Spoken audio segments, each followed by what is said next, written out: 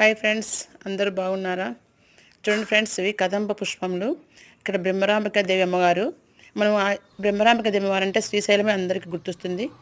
ఇక్కడ శ్రీశైలంలో ఉన్న అమ్మవారు బ్రహ్మరాంబ అమ్మగారు. ఇక్కడ పులివెందుల దగ్గర, పులివెందులకి 8 కిలోమీటర్ల దూరంలో అమ్మవారిని ప్రతిష్ఠించారు. ఇక్కడ టెంపుల్ బాగా కొత్తగా కట్టారు. శ్రీచక్రం కూడా పెట్టినారు. అక్కడ చాలా పవిత్రమైన టెంపుల్. ఇక్కడ అమ్మవారు పెట్టిన కదంబ పుష్పంలో చాలా పవిత్రమైన పుష్పంలో వీటి ప్రాముఖ్యత చాలా ముఖ్యం. అమ్మవారికి చాలా ఇష్టం అంటాయి పూలు.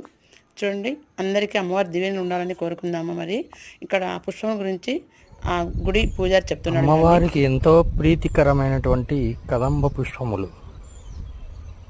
ఈ యొక్క శ్రీపురం నందు వెలిసిన బ్రహ్మరాంబిక క్షేత్రం నందు ఈ యొక్క వృక్షంలో ప్రత్యేకత ఎంతో ఆనందాన్ని చేకూరుస్తుంది, ఆహ్లాదకరంగా ఉంటుంది. కదంబ వృక్షాలు దాదాపుగా ఇక్కడ